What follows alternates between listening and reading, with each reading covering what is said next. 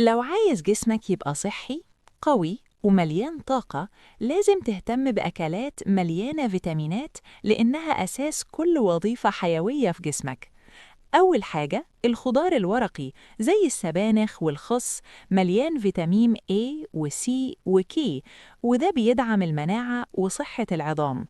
بعد كده الفواكه، خصوصاً البرتقال والليمون والفراولة، غنية بفيتامين سي اللي بيقوي المناعة وبيحسن امتصاص الحديد.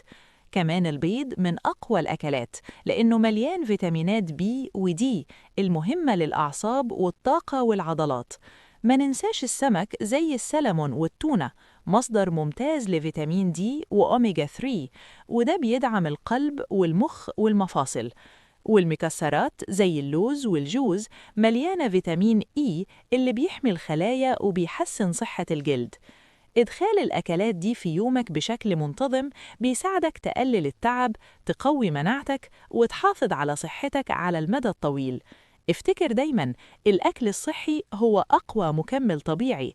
ولو عايز فيديوهات أكتر عن التغذية والصحة، ما تنساش تشترك في القناة وتفعل الجرس علشان يوصلك كل جديد.